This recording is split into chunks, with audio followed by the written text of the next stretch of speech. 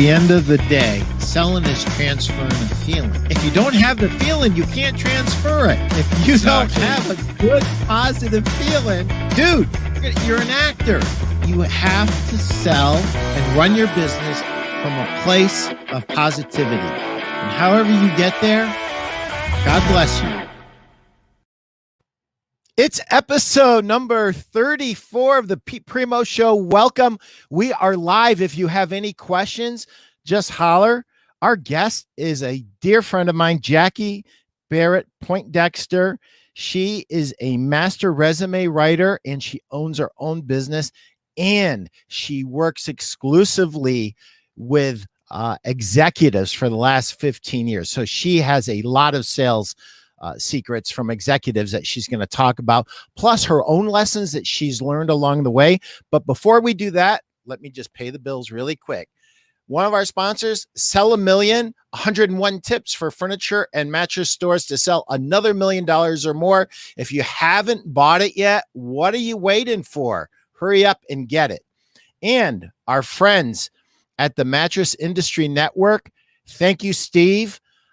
This is an unusual group of guys and gals that are there to help each other grow. So when you think of different mattress groups and what are the ulterior motives, this is a group that is run by retailers for retailers. And it's all different types of retailers, small, big. There are wholesale reps in there. There are VPs of sales in there. There are owners of manufacturing companies. There is so much to be learned and gained. If you have not joined Mattress Industry Network on Facebook, you owe it to yourself. Steve, thank you for your sponsorship of our show. We are so proud to be part of the Mattress Industry Network. You're an amazing group that you have going, and the fact that you help each other build, market, and sell and succeed in the market industry, and you guys are always there to help each other, is an amazing thing. So if you haven't joined, if you own a furniture or a mattress store, you're in the mattress industry space, join Mattress Industry Network. Do it now. Jacqui, welcome to the show. I'm so excited to have you. Hi, Pete. Yay, glad to be here. How long have we known each other? Oh gosh, years. At least 3 or 4 or 5, maybe. On LinkedIn, right?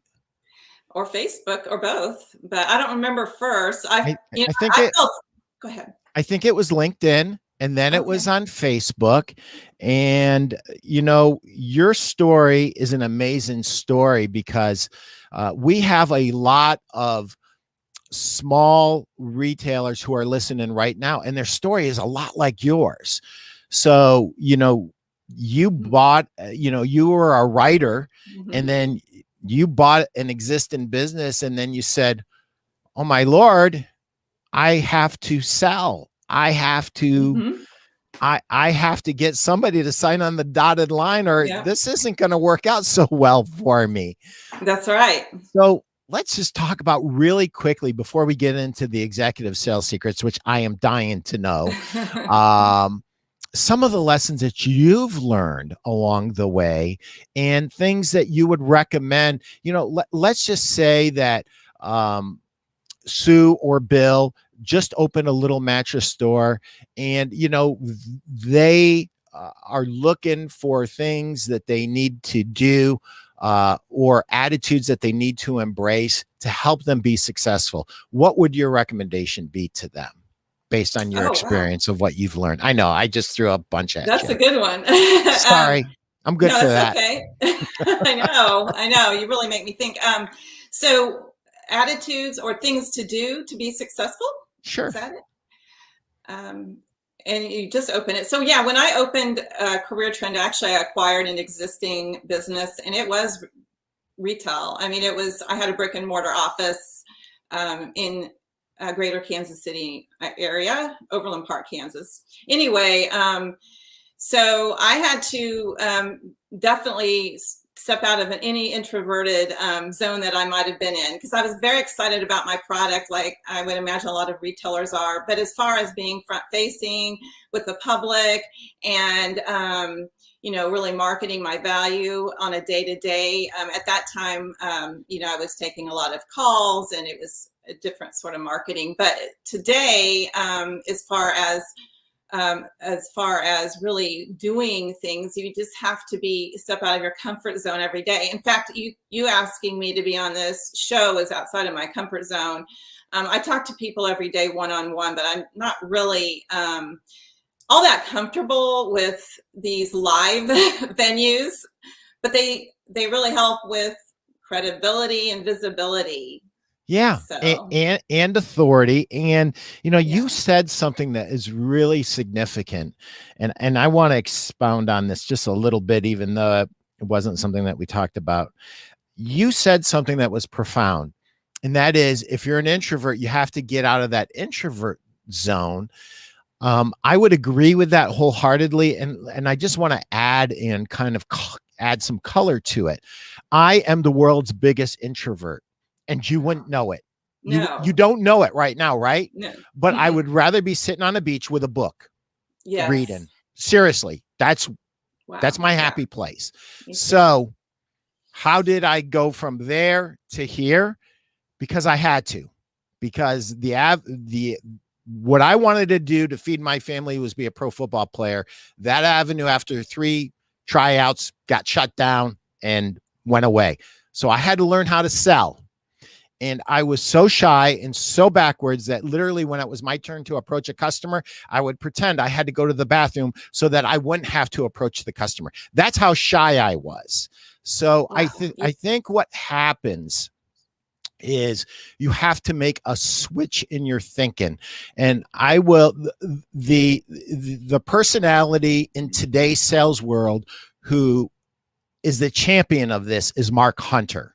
And basically, you got to come to a place where you realize that what you do is good for the customer, and you're not doing it for you, you're doing it for them. And then when you realize you're doing it for them, you can step outside of your comfort zone and realize, you know what? There are people whose lives are going to be changed for the better because I helped them instead of somebody else down the street who maybe does not have the morals or the focus that I have to help the customer. So that's just something for you introverts out there. And I'm going to tell you something else. Yeah. If you're an introvert, do not despair, because God gave us 2 ears and one mouth, and we should use them in that proportion. And lots of people have said that. Ed Herman said it. Ziegler said it. Hundreds and hundreds of sales trainers have said it. They keep saying it because it's true. So you are blessed if you're an introvert, because sometimes extroverts have a very difficult time simmering back down in and really listening. Us introverts, we naturally listen. And it's just us coming forward. So thanks for touching on that, Jacqui. Yeah, absolutely. I appreciate that. So let's dive right into it. So for the last 15 years, you have done something that is really, really cool. You've kind of narrowed your business focus down to executives and entrepreneurs, and that is who you help with your resume writing business, which isn't just writing resumes. And I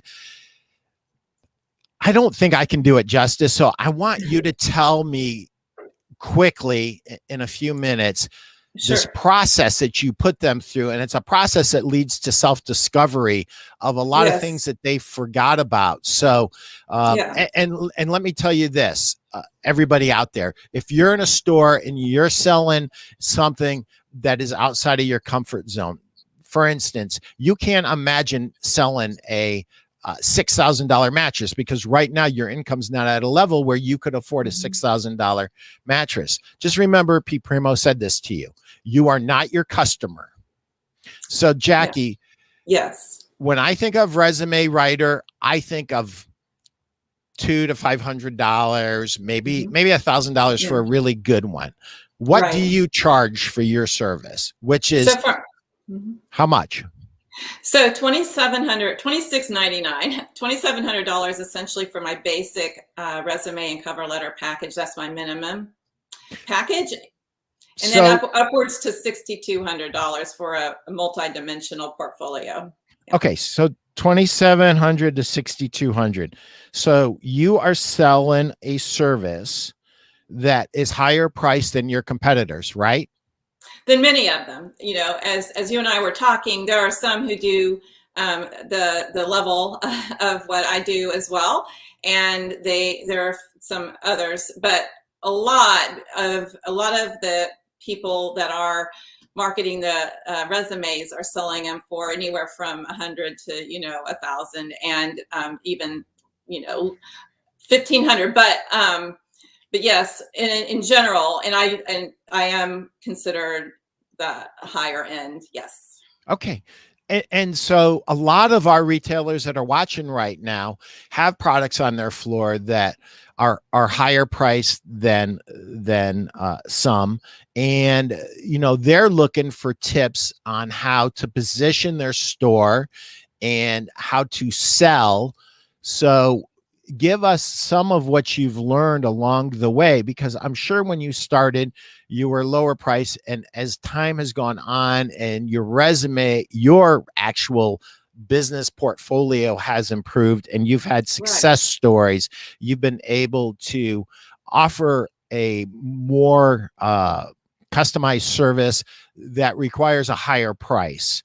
And can you share with our store owners some of the positioning that you have done to be able to get this higher price?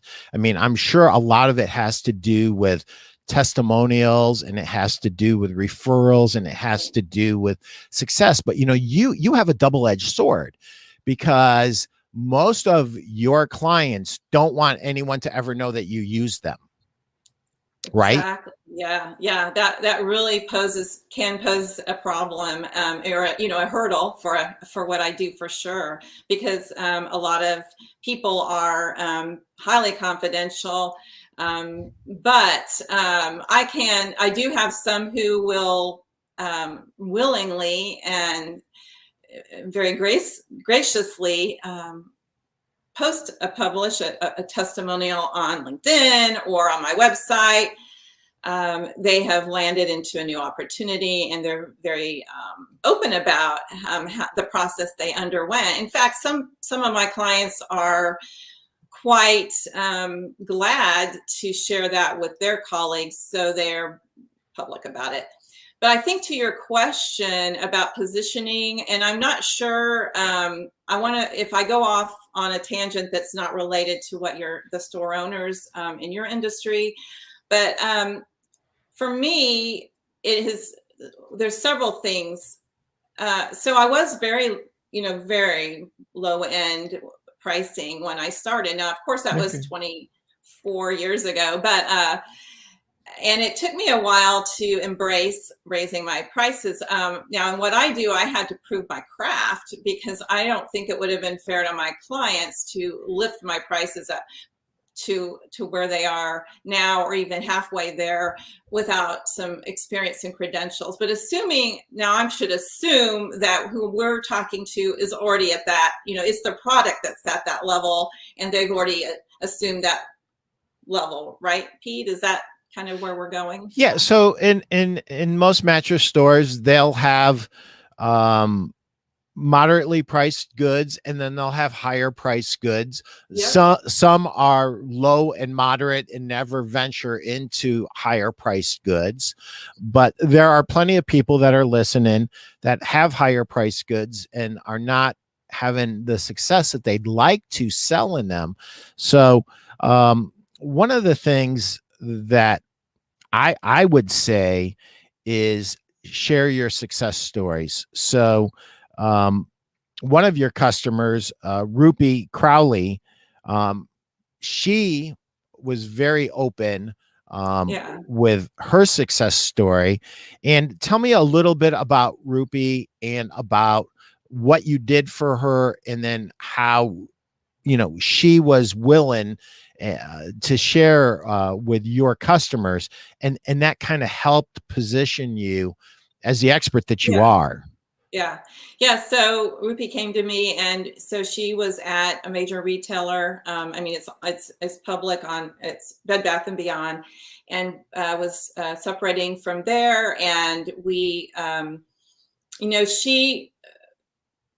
she needed the in-depth process that we go through, and in the quality level of collaboration. And so again, with the higher level products that your stores sell, I mean, it's just assuming that they need that level makes all the difference, and being very confident in that you're wanting to solve their problem. And so when we decided to work together, she embraced the process that we were going to undergo, which was started with a worksheet, and then followed up with an in-depth interview, and then followed up with the strategic writing process. So let me stop you Yeah. right there, because this is very important. So you managed her expectations from the get-go, and you let her know that she needs to participate, and that you're going to have a lot of give and take, and there's going to be a lot of digging in and uncovering of her story, and Right. it's going to require a investment, not just of money, but also of her time. Yes. And so I what I would say to every brick and store um mattress or furniture store, the higher end your customer, the more you owe them in terms of digging deep into their story and uncovering their needs, what Yeah. they need out of a mattress, what's going on in their life. And one of the easiest things for me to do, if I put my consultant hat on, is to look and evaluate the kinds of questions you're asking your customer. Usually when you're not selling better product, you're not digging deep enough, you're not helping the customer enough. Yeah. So one of the things that Jacqui does is she digs really, really deep. Now she's asking permission and she's managing expectations before she digs deep, but she digs deep. And sometimes they nod their head and they go like this. And then when it comes time to do it, they don't do it. And she's got to pursue it. And she's got to let them know, hey, listen, the time frame that we've established for this is not going to happen unless I get this document back by blah, blah, blah. So she has become almost a taskmaster at that point. And what I'm saying to you as a mattress store owner or an owner of any store is dig deeper for better results. Uncover all of their needs, not just some of their needs, and ask questions that other stores are afraid to ask, because Jacqui asks questions that other resume writers are afraid to ask. She digs really, really deep. Right. And that differentiation, other resume services and use worksheets, but I have learned that it becomes really a cool trend to say, I don't use a worksheet, or I'll make it very simple for you. I don't make, you have a, you're a CEO or a VP or an entrepreneur owning your own business. You don't have time. So I'll make it easy, and I'll just cultivate, I'll unearth all of that for you.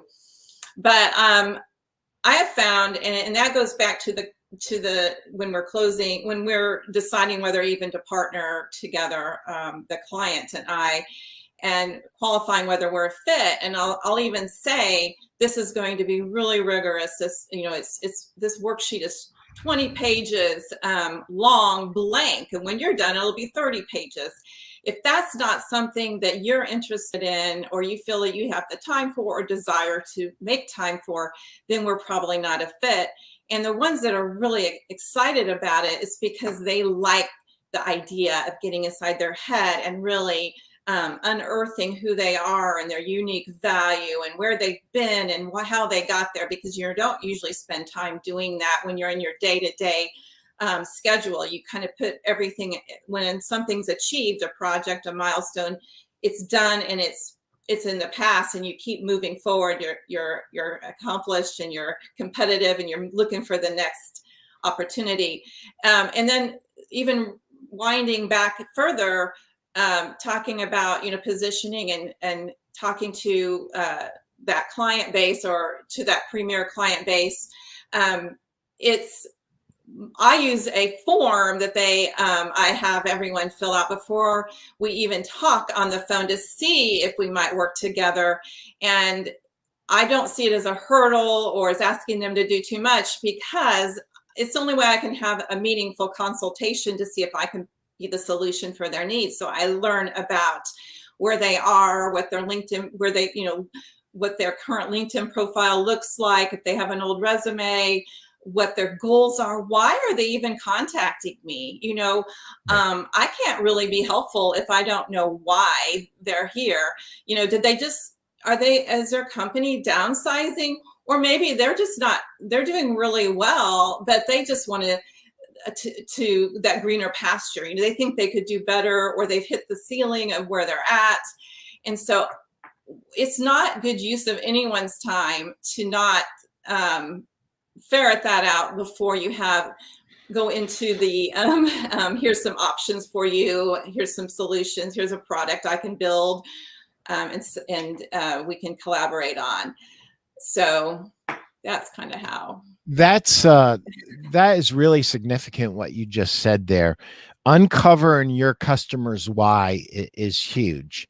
Yes. So if you're a mattress store, are they waking up with back pain? Yeah. Do they, are they not getting a good night's sleep? And why? And what does that look like? Do they wake up several times during the night? What does that look like? And really digging deep into what they need, because what they need, their why is going to be tied directly to what they need sooner or later. And it doesn't matter if it's somebody looking for a change in their career path, or someone who's looking to wake up happy and pain-free, who thinks they're looking for a mattress, but what they really want is the end result of waking up happy and pain-free, to borrow a friend of mine, Jeff Janakovo's phrase. If anybody, may I interject? Oh, yes, please. I want you to. I love that about the pain-free, because that's really parallels what I do. People are in pain when they come to me. I even had someone the other day say, I know it's, and they know that what we're going to do is sort of like going to the dentist, because they say, I know it's going to be even more pain when you send me that worksheet, but I want to do it, because they know the relief is on the other end of that pain, that process. And quite frankly, the worksheet, once you get into a rhythm, is not that painful. In fact, has exhilarating aspects of it. But yeah, so I'm helping them, whether it's in, there are opportunities where they're not in quote pain, and they may just want to position themselves, someone said, as a brand, and they just need to have their content and their personal branding together. But I'd say 98% of the time, there's some underlying, I want to be more comfortable in my career and my options, and more free to roam about in my career, and not feel like it opens up options of waking up feeling better, not unlike the customers of a mattress store. My goal, and I think as far as differentiating back to that question, or what to do, my goal is to show that I care and that I am focused on them, and not just outputting a resume in the next customer and the next customer. And what I found in the last couple of years, what's kind of taken me from, or at least it seems like it was taking me from, from doing okay and having consistent, into having even better customers who are really committed and really sign on because they want this, is that they feel like they're, what you said, being heard, and that I'm attentive to their needs. So not just because my process it can go 6 weeks to 2 months to even 6 months, depending on how many deliverables. And if I don't, and I'll give kudos to my husband, Robert Poindexter, who's in sales. He taught me to be more diligent about following up with clients once they've signed on, to let them know I'm still here, and if I can help you with the next phase of your worksheet, or if I can look at your worksheet in progress, or if you're just struggling and you just want to get on the phone and talk about what you're struggling with, that it's not just here, do the worksheet and then come to me when you're done. That's one of the things that I would say is just, again, that showing that you care. care. It means you care. Yeah. And do you want to know the biggest compliment I ever received from one of my dealers is, he said, Pete's name is not Pete Primeau, it's Pete Care Primeau. And that was the best compliment I've ever received, to say that you care. And I think that, you know, we all do what we do for a lot of different reasons, and it's not just one reason. But one of the biggest payoffs is when somebody recognizes that you went above and beyond what they expected. And that's very rewarding. I want to dig in on this idea of an executive who comes to you, and he or she has to be special in that most of the time they're going to try to do something free or something cheap, but they have made an investment. And there's this element to the fact that they have bought you, Jacqui. They trust you, right? The reason they parted with $2,700 or $6,200 is because they trust you. And now you have a responsibility to make sure that this project comes off properly. And I think part of what the captain said, I refer to her husband as the captain, and he's an awesome guy, which is not surprising because, you know, two awesome people being together is the way it should be. Anyway, so you now have this responsibility to this clients, to keep them on track. So I think that what the captain said was really important, that, you know, you continually reaching out, making sure. And so the translation here is a little bit different for if you own a furniture or a mattress store. So are you done after you deliver the mattress? And the answer should be no. You're just getting started. The answer should be, there should be a follow-up phone call. Mrs. Jones, how are you sleeping 2 weeks later, and 2 months later, and 6 months later, and a year later? Oh, Pete, that's overkill. I don't want to call my customers. I don't want to have problems. Let me tell you something. If you have a problem and you don't know it, you're going to lose that entire customer's referral base, and you're never going to know it. So if you do have a problem, you want to know what the problem is, and you want to deal with that problem right away. And I guess you're doing it proactively with your, with your follow-up. I want to come back to the sales executive secrets, but I have to pay the bills, and this is going to be right up your alley. This chapter that I'm going to read, it's number 63 for those of you at home who are reading along, page 95. This is near and dear to Jacqui's heart. Yes. Tell a story. Storytelling is one of the oldest human rituals and is a strategy important to your marketing efforts. Few business owners understand this, and those that do use stories in their marketing will reap amazing results. Stories are an important element in connecting your message with your audience and getting them remembered. We humans process information much more efficiently when it's in the form of a story. Yeah. And we're therefore much more likely to remember it. We quickly forget a dry recitation of the facts. Yet Yes. most marketing is just that. Fact after fact after fact. Buy this widget from us. It'll do this. It'll do that. It'll do this other thing. That doesn't stick. If you want your marketing to connect at an emotional level, if you want people to remember it, you need to turn your marketing messages into stories.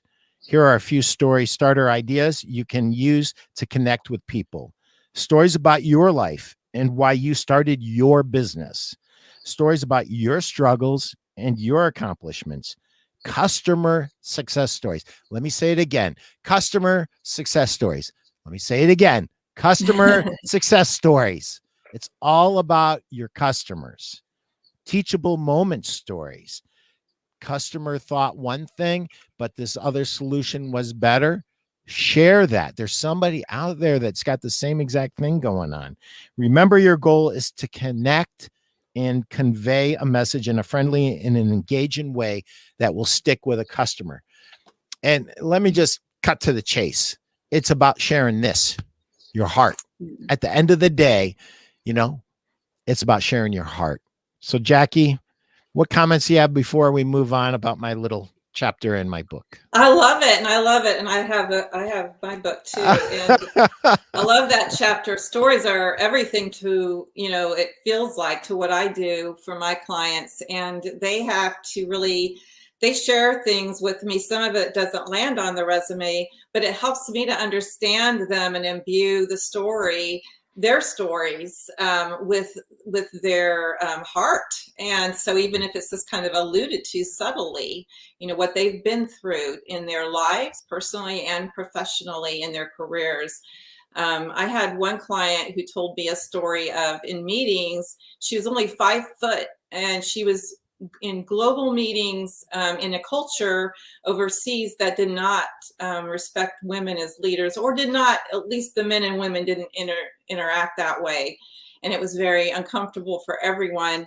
And she was very self-deprecating, and she used humor to overcome that. And she told a particular story where she was actually wearing hijab. How do you say it? Hijab? the Hijab. in the culture, hijab. Yep. And she stepped on it by accident when she was trying to move a roller chair around. I guess she got it stuck. And then she said something, a word, out of first, and then laughed, and everyone laughed. And so, that story actually helped me to get to know her better. So we have our stories, and I'm sure she could use that in interviews as well. It could even be, it could be used other ways. Some of the stories people tell me, like, that are personal, can sort of weave into a thread. But the professional stories that we tell that relate to their successes in sales go beyond the success in the result. It goes into the hurdles they crossed with people or processes, or something to do with manufacturing or distribution, that especially these days is going awry, and how they're still navigating those choppy waters to make the customer happy, and then to exceed expectations even so. Let me interrupt, because you just said something that was so profound. Yay. Jacqui was referring to the supply chain. The fact that she even knows about the supply chain tells me that she is a person who's paying attention. She's engaged. She knows what's going on in the business world right now. And that's huge. You know what? You don't want to do business with somebody who doesn't know what's going on. And when you find a professional, someone who is committed, who's completely engaged, that is a treasure trove of information for you as a store owner. So that is very significant. One of the things that I want to encourage everybody here, store owners, is don't shortchange your story. That, your customers are human beings just like you. They want to know your why. They want to know what excites you. They want to know some of your hobbies. Years ago, I asked two different salespeople. One was in a high-end store and one was in a lower-end, more promotional store. And I said, tell me what I can tell other retail salespeople, because both of these dudes were at the top of their game. They were amazing. Their owners were so happy with them. They were writing double and triple what the other salespeople were writing. That's how good they were. And they both said in different words, different vocabularies, but this is what they both said. Pete, you can't print. You can't print what I'm about to say. I'm like, okay, why? Because it won't work for anyone else. And I go, why? Because I go so deep with my customers that I know the name of their children. I know the colors in every room of their house. I know how they decorate. I know their whatever it happens to be. I know what church they go to. I know what school they go to. I know the kids' names. They know about my kids. They know about it. I go so deep. You can't teach what I do. And I'm like, well, that's like laying down the gauntlet for me, because yeah, I know that I can't teach specifically, but I will scream at the top of the roof until I am no longer with us that you must go deeper. You must get to know your customer at the deepest level possible. And in case some of you guys and gals, if that slipped by you of what Jacqui is saying, she digs deep. She goes really deep. She digs so deep, she gets into personal things that she would never use in a professional story, but it helps her to understand who this person is, what is near and dear to their heart, and how can I position this person to separate them away from the competition. Did I? Yeah, absolutely. And, and in addition, I do produce for some of the more robust portfolios. I call it an illustrated bio. I don't know if I came up with that or someone else in the industry, but anyway, it's a bio that has a more of a story tone, and it has, pictures and charts and so forth. But I will ask them questions about their influences, their partners, their spouses, their growing up, their mentors, their parents, other things like that. And sometimes that will come out in the story, so that they become more relatable, or it just shows how they think and feel. It helps them also to attract people who are that have an affinity, because especially in executive job search, or anyone in a job search, or anyone trying to appeal to someone hiring them, you really want to think about if you have an affinity with them as far as personality. Yeah, you don't have to have an affinity with everyone, or with everyone on the board, or with everyone on the leadership team, or even in the company. But it helps to establish that there's not a huge disconnect. And so if you say, you talk about something about your work ethic, or something related to how your parents express that, and how you modeled after that, or maybe something happened growing up that affected you today in a way that made you better. That was negative that happened, but now you're better for it. It appeals to emotion. So even if it doesn't establish fit, it may appeal to an emotion. And similarly in a store, if you're talking to someone, we've all had those conversations that turned deeper and richer. And so it is important to know those things about. Yeah. So when you look at the last 15 years, the body of your work with sales executives, what are the attitudes that separate them from other people? I mean, these are obviously very successful people who are coming to you to be even more successful, which is very interesting to me, because it tells me, number one, they're willing to invest in themselves, which is a huge separator.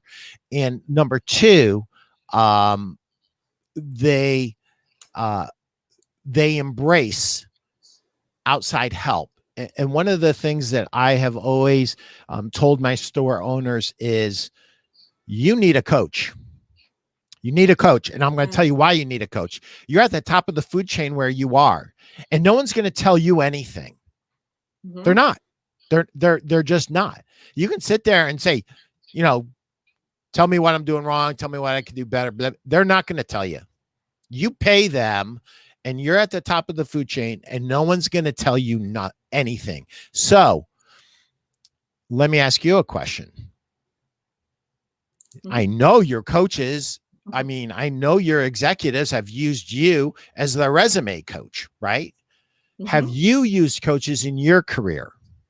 I have. I have specifically collaborated with 3 coaches over the years, kind of almost every 7 years, it seems like. So the first coach was an executive storyteller and in my industry, and I just admired her so much. So I reached out to her, and she helped me to grow into more the executive level presence and the value proposition of going deeper and saying you're more than a writer, you're a you're a consultant, and you're a coach. You know, I am. We talked about processes a lot, and she also just helped me with other issues and other growth areas. The second was about 2015. I hired. Actually, her name's Whitney Johnson, but she was a Wall Street executive and who had also was coaching, and she does a lot of speaking. But anyway, I admired her financial acumen and figured one of the things we could work on heavily was positioning myself at that next level financially. And that's when I really broke through the next level of pricing.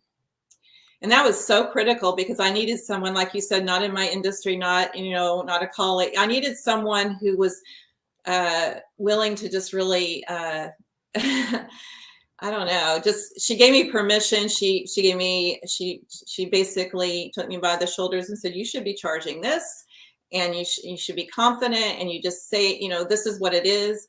Here's, but she had me go through a process, not unlike what I go through with my clients, of really analyzing where I was, and even the time and energy I was putting into each project, timing myself, writing things down, and really figuring it out and expressing the value. And that was really instrumental in.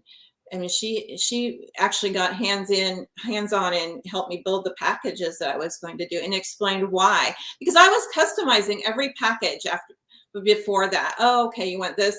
Well, and it was very time-consuming and unnecessary to be that way. And so I learned how to make it more efficient and say, if you want these, then this is the package. If you want this, versus taking kind of the reins of my services more, versus letting clients say, well, I'll take this, and this, and now you tell me how much it would be, and then trying to negotiate and all of that. It's not a negotiation anymore. And that once in a while I'll do an exceptional package that is even beyond what's on there, but it's not a less of a package, if that makes sense. It's not like dismantling anything I have. It might even be something better than, like there's always something that, things are always changing. So I'm not hard, core. But so that was my second coach. Obviously she had a large impact on my business. And then we kind of ran the course of what we were doing. And I didn't coach with anyone for a few years. And then I met Joe Jacoby, who is a gold medal Olympian, and we just became friends, I guess, and we had talked on Zoom a few times, and we just had a lot in common. I even blogged and featured him in a professional article in the past, and he's very delightful, but he's also very smart and has a way of coaching people in performance. And I'm at a phase in my career and my business where I wanted the performance to be prioritized, and the energy and the small steps, which is he's one of his many things he's really good at, is helping me to refine where I'm going now in this next phase of so always being willing to say I'm not quite, I can't do it all on my own. I can't figure all this out on my own. Yeah. And do you want to know something?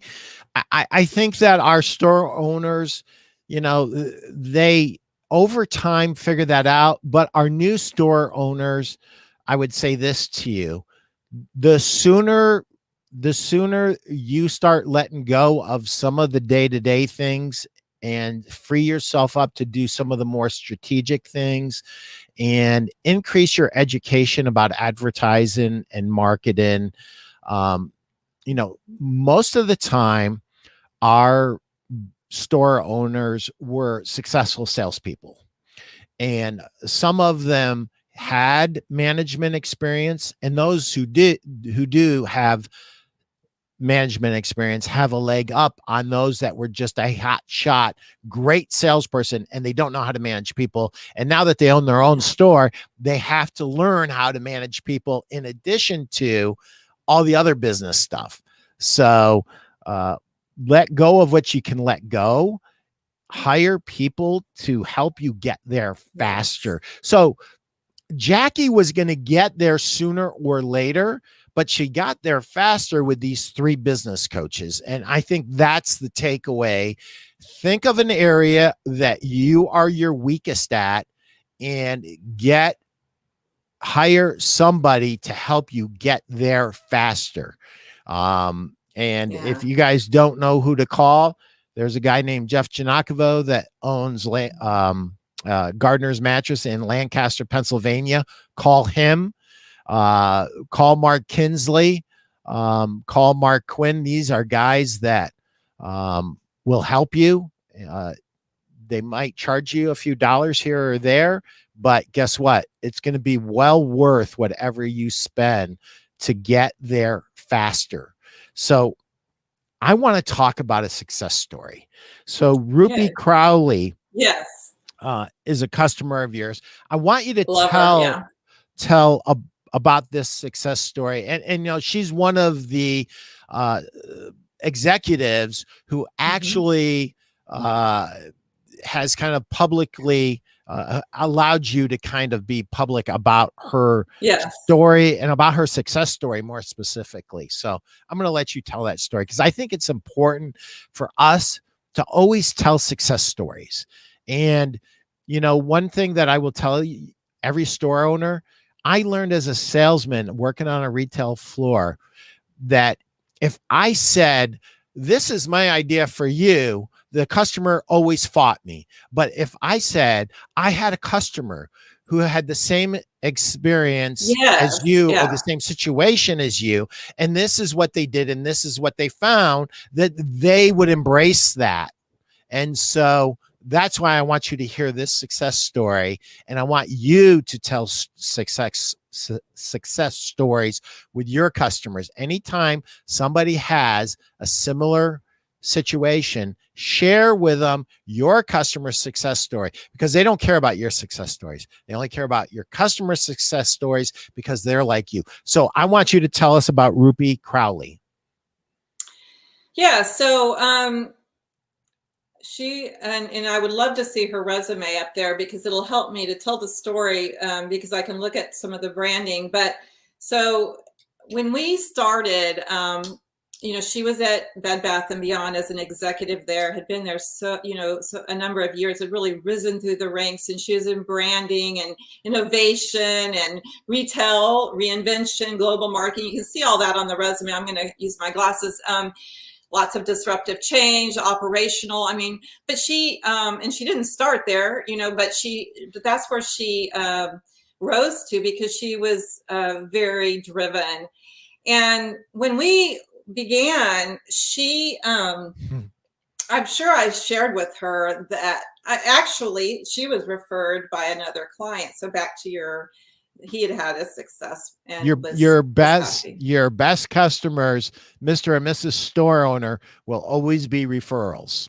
So if you're not asking for referrals, you need to ask for referrals. I'm begging you, pretty please, with sugar on top, get referrals, use referrals. It's your best customer. This it is is there. Yeah, I'm sorry. They're no, you go ahead. pre-sold most of the time. I mean, sometimes it takes it might even take a year for the referral to turn into a customer, and that's okay because they don't know B and they don't know who they're buying this premium product from, but they do know that they have got a great referral from someone they trust.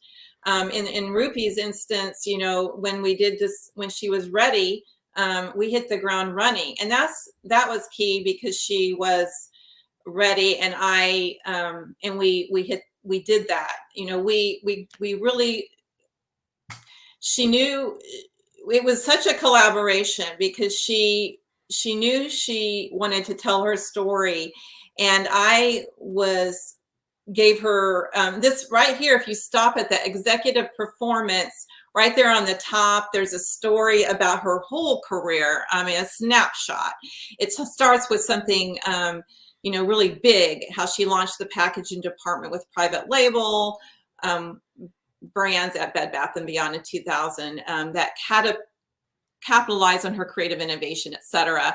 And she rapidly advanced in her contagious pursuit for shared marketing vision and creative solutions and global project management. All that to say she was very forthcoming about that. So hopefully that was because she trusted, that she could trust me with that information, but also she had a passion for getting that story out there.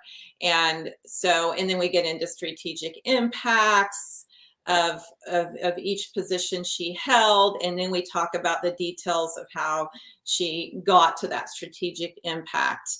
I'm not sure if I'm going where you want with this, Pete, No, but our fine. relationship was deep because back to staying in touch. Mine is really, the follow-up is during the process. We were staying in touch. She would email me with an idea. We would, I would think about it. She was collaborating and building a portfolio even beyond what we were doing with the website and with some other designers. I mean, I tell you, talk about a enthusiastic and communicative and articulate client, but she was also relying on me to then take what we were pulling together and funnel it through to tell the right kind of career story for those people who are hiring, which ultimately she is now at T-Mobile, and which is a different industry. And I think that that was important. That's important for me in my industry to share with clients, is that, we get really, we can all be like, this is what I know, but you know a lot of things as you grow your career, 10, 20, 30 years of experience, and you can pull from that different layers and kind of put the other to the side. What is it you love about what you do? Focus on those areas, and other industries, whether it's mattresses or telecommunications or a financial institution, the bank, they all have some needs that overlap. And you need to speak to those areas, and also areas that matter to you that you want to keep doing going forward. One of the things I just want to ask this one question. Yes. Did you and Rupi have a great rapport from the get-go?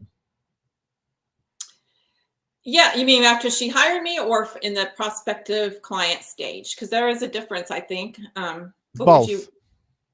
So, when she first reached out, it was, I do a lot of that through email. And Sure. so I think she was kind of checking me out, and I felt good. I mean, she's very respectful. So yes.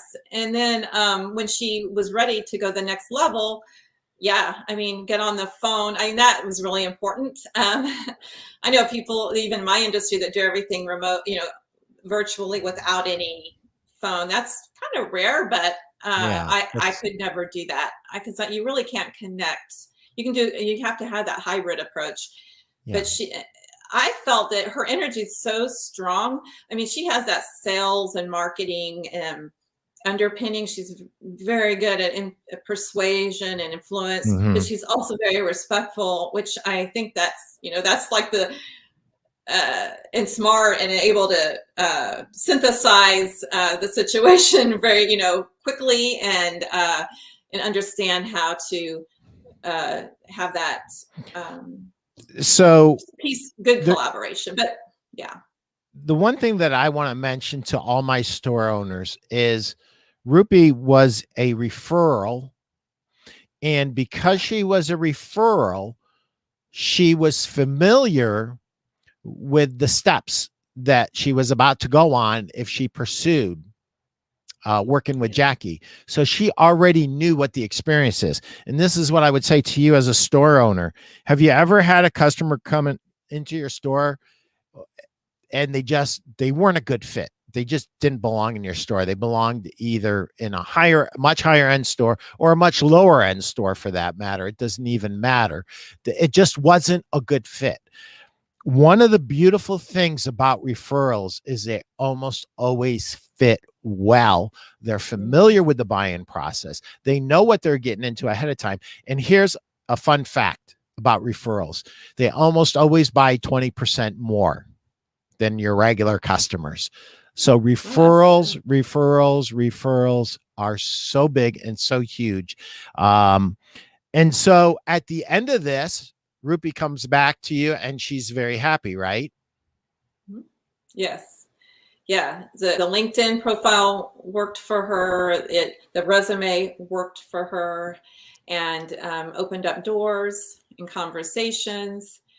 There's the LinkedIn profile. That's the about section, obviously.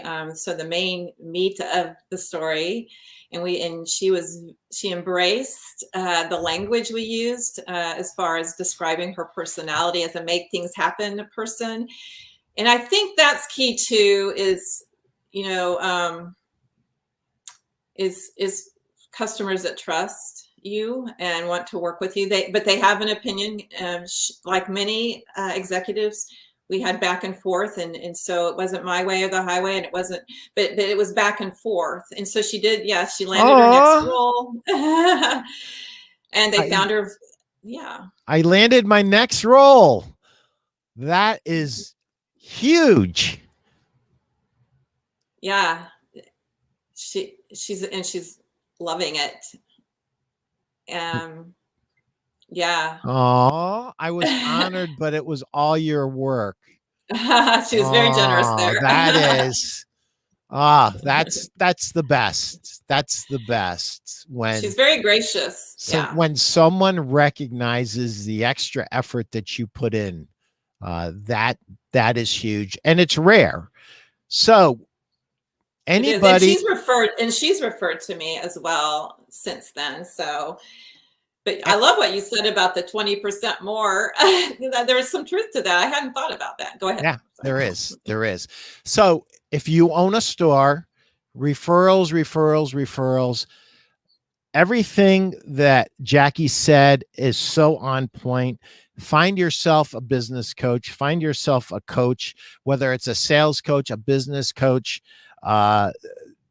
somebody who can teach you the numbers. Maybe you're not super strong on the metrics of the business. In that case, call my wife, Jenny, because she's an accountant by trade and she's very strong on metrics. But Jacqui has been very successful in working with executives for the last 15 years. If you know an executive that is going into the job market or wants to improve, what should they do? What is their next step? Somebody has watched the show and they said, you know what? Jacqui is remarkable. I want to do business with her. How do they get a hold of you? Oh, look at that. Thank you. Do you want to read that? Can you get through it, or you want me to do it? Oh, you can read it. Jacqui is amazing. I would say this is your brand, and go about the job search and building your brand. This is the most important investment you can make in yourself in your next step in your career journey. So many times people will say it is pricey, but we need to invest in ourselves. Guys, if you got nothing else out of this whole episode, You need to invest in yourself and in your business. And listen, if the news is blah, blah, blah, bad stuff, turn the damn news off and just focus Yeah, on that's your true. business. Focus on your business, invest in your business, invest in yourself, and you'll be super Yes. successful. Yes. Like Yes. Groupie, like Jacqui. Jacqui, how do they get a hold of you? I'm sorry I cut you off because I got Oh excited about something no. Chris put up there. So that just came in, or no? Careertrend.net or at Master Resume Writer on LinkedIn are really quick ways to get a hold of me. Yeah. Awesome. So, Jacqui, thank you so much. Hey, listen, thank I you. have to start doing a better job. So here's my last question to you before we wrap up. Is there anything that I didn't talk about that you would like to say to store owners or executives that are out there that I might have missed? Gosh, I don't know. You're very uh, you're very good. I can't think of anything. Thank you Oh, for okay. asking, though. Oh, you're welcome. And with that, I am saying goodbye. Me and Jacqui are signing out. Thank you for joining us for episode 34. Thank you.